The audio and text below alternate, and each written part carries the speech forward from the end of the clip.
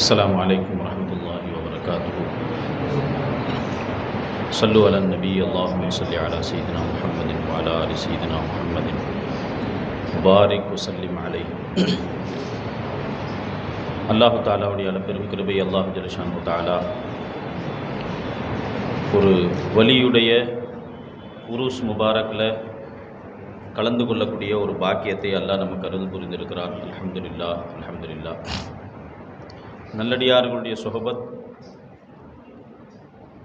அதனுடைய உயர்வை துனியாவிலேயே நம்ம அது எவ்வளோ நம்மை மாற்றி இருக்குங்கிறத நம்ம உலகத்தில் பார்க்கத்தான் செய்கிறோம். எத்தனையோ வலிமார்கள் வாழ்ந்திருக்கிறாங்க. தஸ்தகீர் சாப் இருக்கிறாங்க, அவங்களுடைய தர்பாருக்கு நம்ம போகத்தான் செய்கிறோம். சையது மூஷா ஷா காதிரி ரலியல்லாஹு அன்ஹு இருக்கிறாங்க.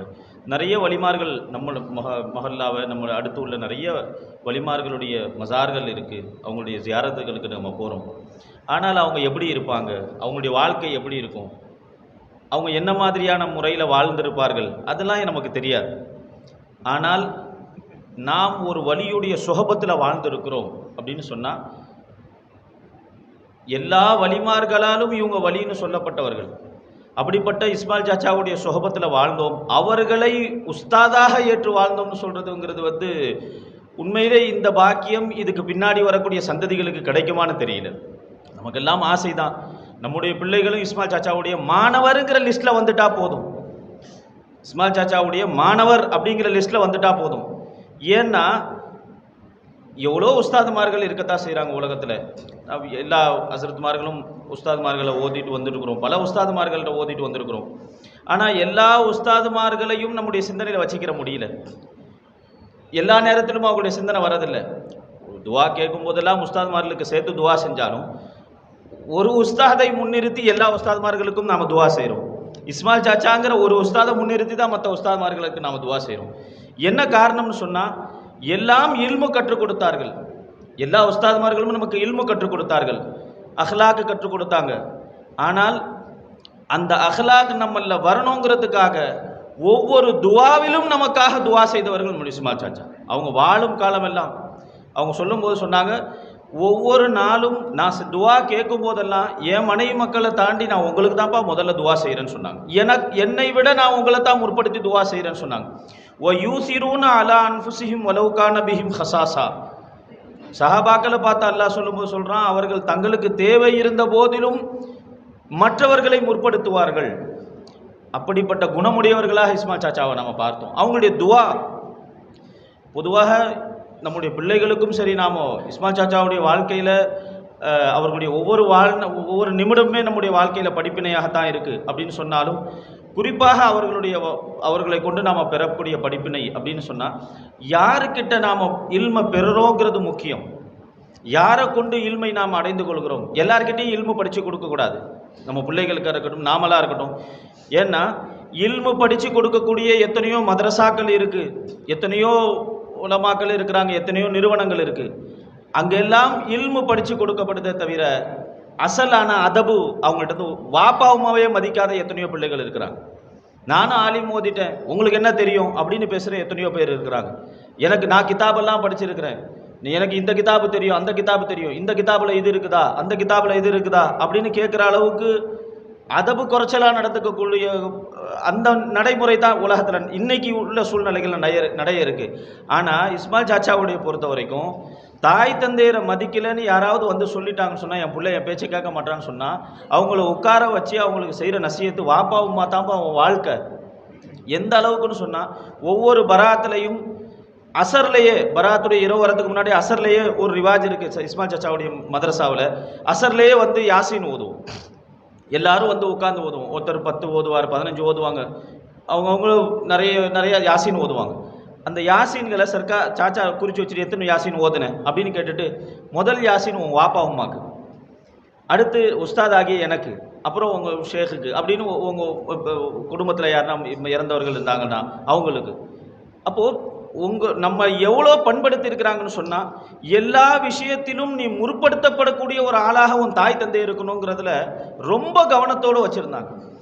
சில நேரங்களில் தாய் தந்தையர்கள் மதரசாக்கு அனுப்ப மாட்டேன்னு சொன்னால் கூட அவங்க கிட்ட போய் இஸ்மாயில் சாச்சா பேசுவாங்க, பிள்ளைய மதரசாக்கு அனுப்பி வைங்க, கொஞ்ச நேரம் அனுப்பி வைங்க, அவர் படிப்பு எதுவும் வந்து தடைபடாது அப்படின்னு சொல்லலாம் பேசி அந்த அளவிற்கு நம்ம விஷயத்தில் அக்கறை எடுத்து எல்லாரும் இல்மு கொடுக்கலாம், தக்வா செய்யுங்க தக்வா செய்யுங்கன்னு சொல்லலாம்.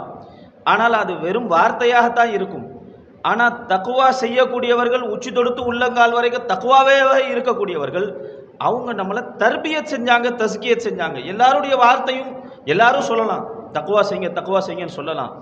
ஆனால் சாச்சாவை பார்க்கும்போது இந்த மொஹல்லாவில் தொழக்கூடியவர்களில் முக்காவாசி பேர் 90-95% பார்த்தீங்கன்னா எல்லாமே சாச்சாவுடைய மாணவர்களாக தான் இருப்பாங்க மிகுதமாக. சாச்சா கிட்ட ஓதுனவர்கள் யாரும் தொழுகையை விடுவதற்கு அவ்வளோ துணிச்சல் வராது. காரணம் என்னென்னா அவ்வளோ அந்த விஷயத்தில் முக்கியத்துவம் கொடுத்து. நான் வெளிநாட்டிலேருந்து வந்திருக்கும் போது சாச்சாவை சந்திக்கிறதுக்காக போயிருந்தேன்.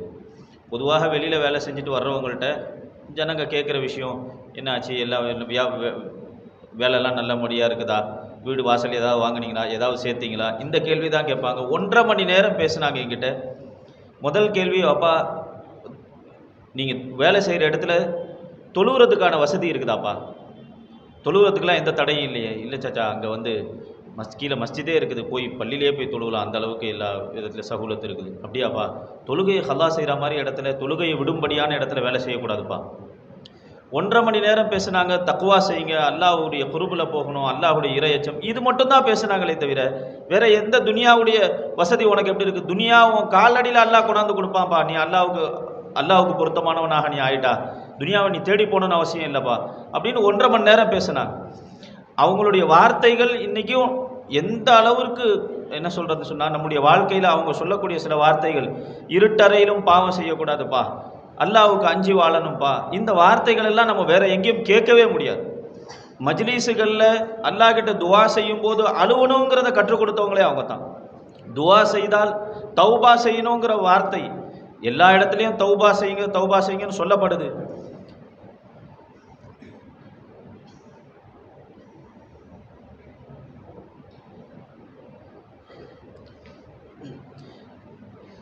தௌபா எப்படி செய்யணும்னு கற்றுக் கொடுத்தவங்க அவங்க தான். அல்லாஹ் கிட்ட கண் கலங்கணுங்கிறத கற்றுக் கொடுத்தவர்கள் அவங்க தான்.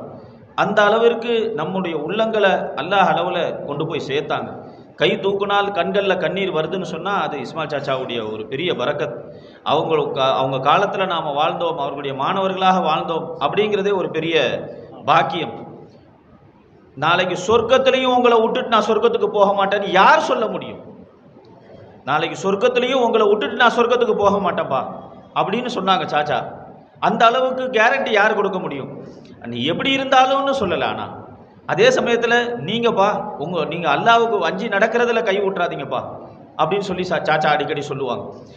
அதனால் நமக்கு கிடைத்த பெரிய பாக்கியம் நல்லடியார்களுடைய சுஹபத். நாம் யாரை கொண்டு இல்ம பெற்றுக்கொள்கிறோம் அப்படிங்கிறது அவங்களுடைய அசர் நம்மள வரத்தான் செய்யுது. அதனால் நம்முடைய சந்ததிகளுக்கு நாம் குர்ஆனுடைய ஹதீஸுடைய இல்மாக இருந்தாலும் சரி, எந்த இல்மா இருந்தாலும் சரி, தீனுடைய இல்மு கொடுக்குறதா இருந்தால் தீனுடைய இல்மை படித்துக்கொள்ள கொடுக்கக்கூடியவங்களுடைய அசர் அந்த பிள்ளைகளை ஏற்படத்தான் செய்யும்.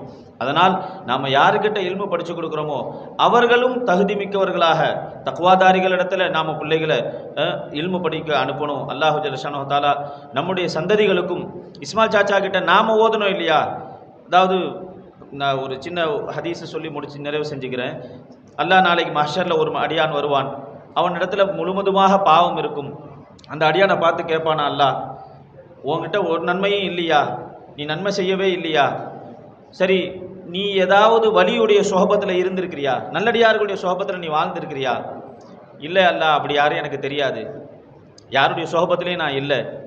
அப்படியா, சரி அவங்க உன் தெருவில் ஏதாவது நல்லடியார்கள் இருக்கிறாங்களா? இல்லை, அப்படி யாரும் எனக்கு தெரியல.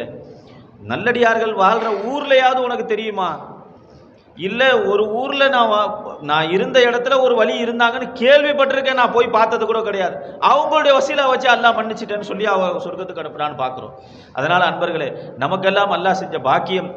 அல்லாஹ் நல்லடியார்களுடைய சோபத்தில் அவர்களை பார்த்து அவங்களுடைய காலடியில் அவங்களுடைய மாணவர்களாக வாழக்கூடிய பாக்கியத்தை அல்லாஹ் கொடுத்தான். நம்முடைய சந்ததிகளுக்கும் அல்லாஹ் தாலா நல்லடியார்களுடைய சுஹபத்திலேயே வாழ்ந்து நல்லடியார்களுடைய சுஹபத்திலேயே மரணிக்கக்கூடிய பாக்கியத்தை நம் அனைவருக்கும் தந்தல் புரிவானாக. வாஹிர் தஅவானா அல்ஹம்துலில்லாஹ்.